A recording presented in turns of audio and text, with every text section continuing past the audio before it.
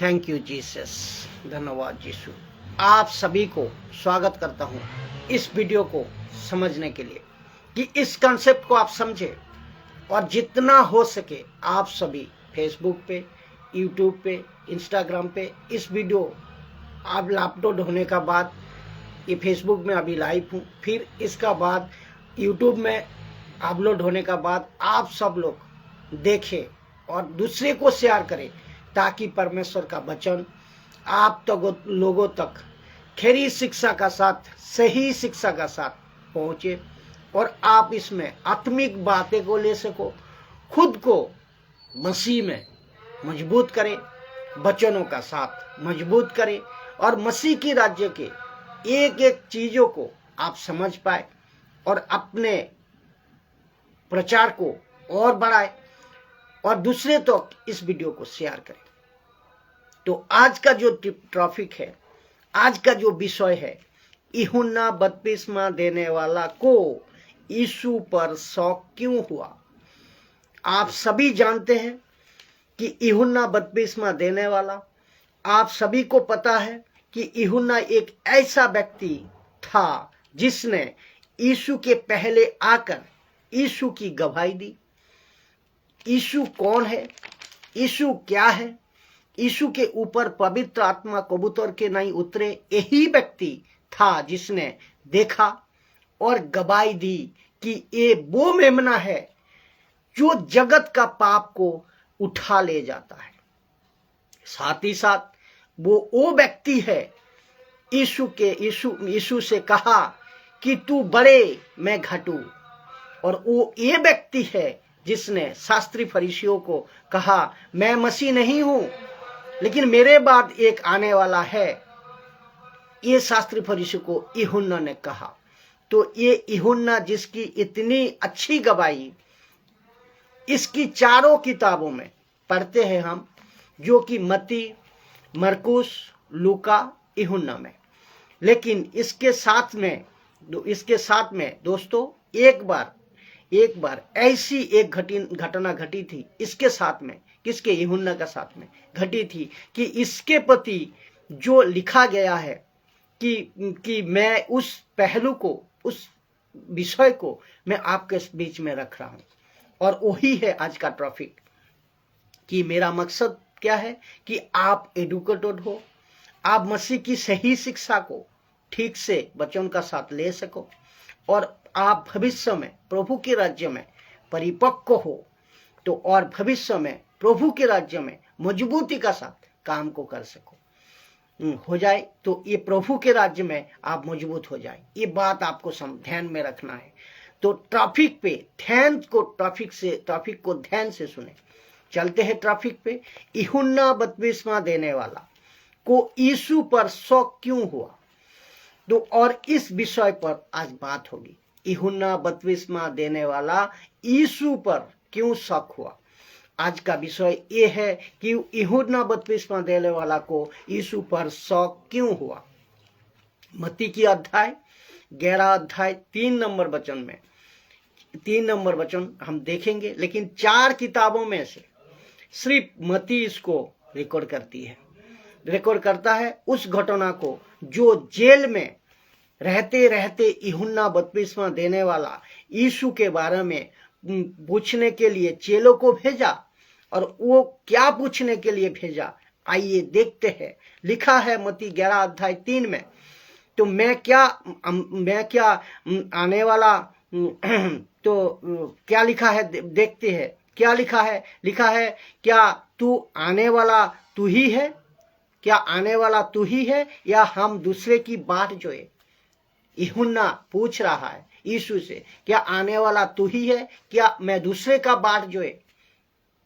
तो इसका मतलब यूहन्ना को यीशु पर शक हुआ कि यीशु पर शक क्यों हुआ। उसका 2 कारण मैं आपको बताता हूं।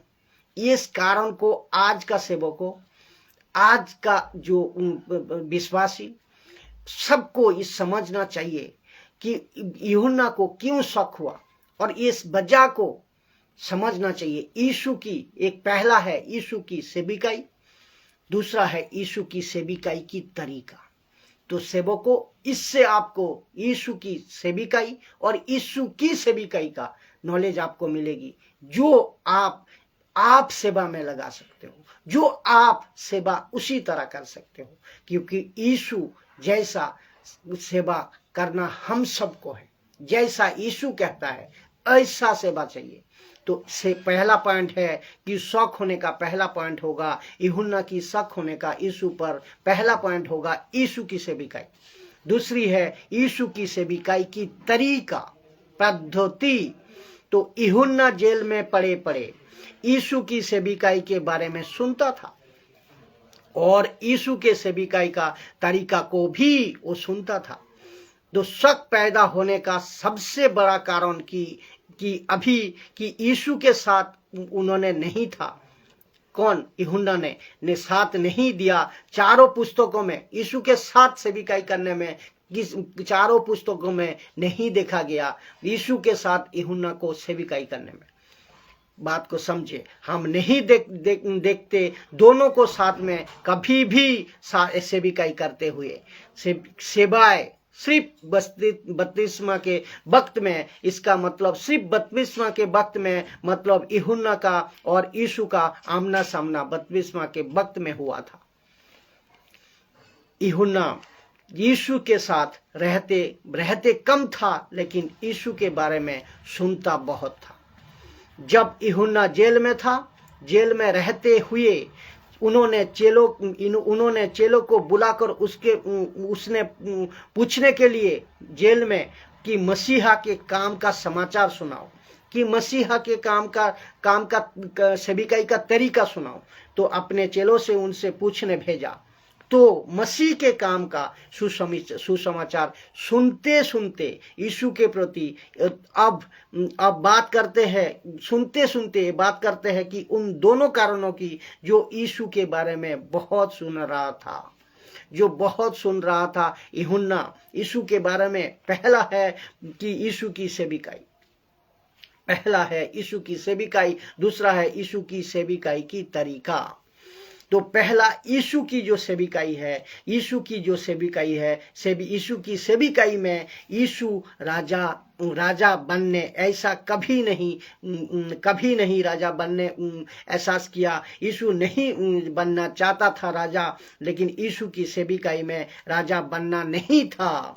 यीशु कभी भी राजा बनने नहीं चाहता था कि वो राजा बने, लेकिन यूहन्ना जो यीशु को बारे में घोषणा कर दी, यीशु के बारे में घोषणा की, वो जगत का मेमना है। वो उनको लगा, यूहन्ना को लगा कि अगर ये जगत का मेमना है, ये जगत का छुटकारा देने वाला है, तो फिर मत्ती का किताब में कहती है यीशु राजा है। इसको ये पॉइंट शक आया। लेकिन यीशु कभी भी राजा नहीं बनना चाहता था। यीशु खुद को कभी राजा स्वीकार नहीं किया था। मरकुस के किताब कहती है, देखिए क्या क्या कहती है। मरकुस के किताब कहती है, पहले तो एक कहती है यीशु, मत्ती के किताब में लोगों ने कहती है यीशु राजा है, और यूहन्ना इसको जाना, यूहन्ना इसको पढ़ा। तो मत्ती की किताब में यीशु को राजा कहती है, फिर मरकुस की किताब में कहती है कि यीशु यीशु बेल है, और लूका की किताब में कहती है यीशु मनुष्य है, और यूहन्ना की किताब ये कहती है कि यीशु उकाब है, यानी कि परमेश्वर का पुत्र। क्या अद्भुत है ना, गजब की बात है। तो यूहन्ना को लगा कि यीशु राजा है, तो उसका राज्य भी होना चाहिए, उसका किंगडम भी होना चाहिए, जरूरी है। तो लेकिन यीशु ने कभी भी राजा घोषित नहीं किया, कभी भी नहीं किया, लेकिन लोगों ने करी है। यीशु राजा है बोल को लोगों ने किया है, ये बात में कंफ्यूज नहीं होना है। लेकिन यीशु कहीं पे भी खुद को राजा नहीं साबित किया, लेकिन यीशु पापियों के साथ उठता बैठता था, बेश्याओं को उद्धार करता था, लेकिन चुंगी देने वालों को उद्धार करता था। जैसा कि जक्कई की बात कर रहा हूँ मैं, पापियों को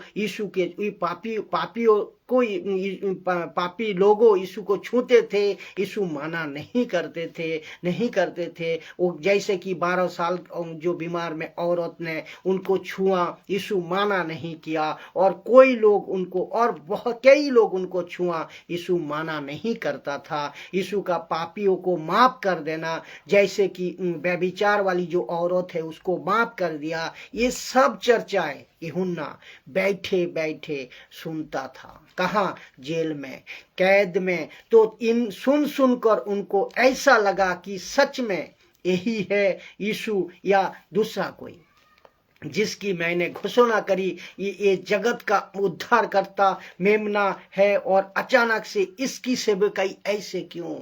उसका मन में शक हुआ कि अचानक से जो जगत का मेमना है, जगत का मेमना है, जो जगत को उद्धार करता है, इसकी सेवकाई ऐसा क्यों? कितना दीनता इसकी सेवा में। अद्भुत है कि दूसरा है यीशु की सेवकाई की तरीका। पहला गया ये, दूसरी है यीशु की सेवकाई की तरीका। देखिए, ये जो घटना अभी मैं आपको बताने जा रहा हूँ, ये 11 अध्याय के, लेकिन उसके ठीक एक अध्याय पहले 10 अध्याय में यीशु ने खुद तो सेवकाई करी 10 अध्याय में, और साथ ही साथ अपने चेलों को भी भेजा। वो भी 12 चेलों को फुल अथॉरिटी का साथ, फुल पावर का साथ, फुल अधिकार का साथ। तो उसको सुनिए, यूहन्ना 4 अध्याय 2 नंबर वचन में क्या लिखा है कि यद्यपि यीशु आप नहीं वरन उसके चेले बपतिस्मा देते थे। यीशु बपतिस्मा नहीं देते थे। अद्भुत विषय देखो, यीशु बपतिस्मा नहीं देते थे, बल्कि उसके चेले बपतिस्मा देते थे। यीशु किसी को बपतिस्मा नहीं देता है, लेकिन यूहन्ना का बारे में लिखा है कि वो प्रसिद्ध था, चेले प्रसिद्ध था। कौन? यूहन्ना प्रसिद्ध था किसमें? फेमस था एक ही में कि बपतिस्मा में। लेकिन जैसे उसको पता चला कि यीशु बपतिस्मा नहीं दे रहा है, बल्कि जॉन द बैप्टिस्ट चाहता था कि यीशु उसको बपतिस्मा दे, लेकिन तो उसको ऐसा लगा कि जैसे मैं बपतिस्मा दे रहा हूं तो यीशु सबको देगा। यूहन्ना को ये लगा, लेकिन यीशु ने नहीं देता था, उसके चेलों देते थे। तो यीशु के चेले चमत्कारी भी कर रहे हैं, मुर्दे भी जिला रहे हैं, और अद्भुत काम भी कर रहे हैं। किसने? चेले ने। तो उसके तरीके को लेकर उसके मन में जेल में बैठे बैठे उठा कि ये कैसे हो सकता है कि यीशु खुद परमेश्वर है, यीशु पूरा जगत का उद्धार करता है, यीशु वो मेमना है पूरी जगत का उद्धार करता, तो खुद ना कर चेलों को फुल अथॉरिटी क्यों दे रहा है, क्यों भेज रहा है? इसका मन में ये प्रश्न उठा। तो ये 2 कारणों से उसका मन में प्रश्न उठना स्वाभाविक है। फिर यीशु का उत्तर क्या हुआ, ये देखो। फिर यीशु का उत्तर यूहन्ना को मत्ती 11 अध्याय 4 नंबर से 6 नंबर तक जब पढ़ोगे, लिखता है कि यीशु ने उत्तर दिया कि जो कुछ तुम सुनते हो, और यूहन्ना के चेलों से यीशु ने कहा कि जो कुछ तुम सुनते हो और देखते हो वो सब जाकर यूहन्ना से कह दो। यीशु ने ये नहीं कहा कि मैं ही यीशु हूँ, तुझे शक नहीं करना, ऐसा नहीं कहा। यीशु ने कहा कि जाकर उसके कह दो कि क्या कह दो कि यही कि यीशु को तब करते हुए, यीशु जो कर रहा था सेवकाई, उसको करते हुए देखा चेलों ने, और चेलों ने कहीं और करते हुए, और जो यीशु के चेले थे वो और कहीं सेवकाई करते हुए जो कुछ कर रहा था, चंगाई, जो कुछ छुटकारा दे रहा था, उन सभी को जाकर उसको सुना दो। किसको? यूहन्ना को कह दो। यीशु तब कहते हुए चेलों को कहते हैं कि यीशु को तब करते हुए और चेलों को कहे कि और चेलों को और कहीं करते हुए कि क्योंकि 10 अध्याय में यीशु ने खुद भी 10 अध्याय में यीशु ने खुद भेजा और 11 अध्याय में खुद भी यीशु चमत्कार करता है। जो क्या क्या कर किया, ये जाकर यूहन्ना को पहुंचा दो, तो क्या चमत्कार करे, देखिए क्या क्या चमत्कार करे। अभी देखिए मत्ती का 11 अध्याय 5 में, मत्ती का 11 अध्याय 5 में कि अंधे देखते हैं और लंगड़े चलते हैं, कोढ़ी शुद्ध हो जाते हैं, बहरे सुनते हैं, मुर्दे जिलाए जाते हैं और कंगालों को सुसमाचार सुनाया जाता है। कंगालों को सुसमाचार सुनाया जाता है, इसका मतलब यीशु खुद भी कर रहे थे और यीशु के चेले भी कर रहे थे। ये सब सुनकर जन द बैप्टिस्ट को शौक हुआ कि यीशु दूसरे को ये अधिकार क्यों दे रहा है, चेलों को अधिकार क्यों दे रहा है। तो लेकिन यीशु ने यहाँ कहा, और ये कहा, क्या कहा, इसको सुनिए क्यों ये अधिकार दे रही है। ये यशायाह की किताब 35 अध्याय में और यशायाह का किताब 61 अध्याय में दोनों वचन को कोट कर को उसने कहा कि ये सब कुछ हो रहा है, सब कुछ हो रहा है जो तोरा में लिखा गया है। ये सब कुछ इसीलिए हो रहा है जो कि तोरा में पहले से लिखा गया है। तो व्यवस्था में लिखा है, तो ये प्रश्न उठने का सवाल ही नहीं, शौक पैदा होने का सवाल ही नहीं, ठोकर खाने की सवाल ही नहीं। लेकिन यहाँ ठोकर खाने की बात हो रही है। देखिए मत्ती 11 का 6 अध्याय देखिए, और धन्य है बूढ़ा जो मेरे कारण ठोकर ना खाए। धन्य है बूढ़ा जो मेरे कारण ठोकर ना खाए। मेरे कारण का मतलब क्या है, ध्यान से सुनना है। आज सेवकों को, पास्टर, बिशप, दासी सबको कह रहा हूँ, ध्यान से सुनना है। ये ठोकर खाने का, मेरे कारण ठोकर ना खाए, मेरे कारण। और एक बार पढ़ दो, देखिए धन्य है वहाँ जो मेरे कारण ठोकर ना खाए।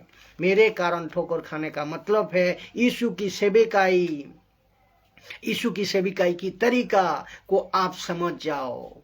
यीशु की सेविकाई और यीशु की सेविकाई की तरीका को समझ जाओ। सेवक जो सेवकाई करते हो, प्रचार करते हो, जो ऑनलाइन हो या स्पिरिचुअल हो या कहीं मार्केट में, कहीं गांव में, सड़क में, कहीं छोटा चार्ज, बड़ा चार्ज, जहां कहीं भी सेवकाई करते हो, यीशु की सेवकाई को समझो, यीशु की सेवकाई की तरीका को समझो। आज भी दोस्तों लोग जो है ठोकर खा रहे हैं यीशु की सेवकाई को, यीशु की सेविकाई की तरीका को। और जब मैं प्रचार करता हूँ, मुझ जैसा 10% खेरी प्रचार करते हैं, तो आपको समझ नहीं आता, आपको समझ नहीं आता और उसके चलते ठोकर लगती है, उसके चलते ठोकर लगती है, शौक पैदा होता है। और मुझ जैसा खेरी शिक्षकों, प्रचारक का ऊपर भी आपको शौक आता होगा कि यीशु के कंसेप्ट को 10% समझ पा रहा है, जो कि यीशु का सेविकाई और यीशु का सेविकाई का तरीका को लेकर प्रचार करता है, जो सही शिक्षा वाले प्रचार करता है, जिसको इसको समझे आप। मैं समझता हूं इस वचन को, इस कंसेप्ट को समझे और हर एक प्रचार को देखे। आज नहीं तो कल आपको समझ जरूर आएगा। जब आपको ये चीज आप समझ पाओगे, तब आप समझोगे यीशु की सेविकाई और यीशु की सेविकाई की तरीका।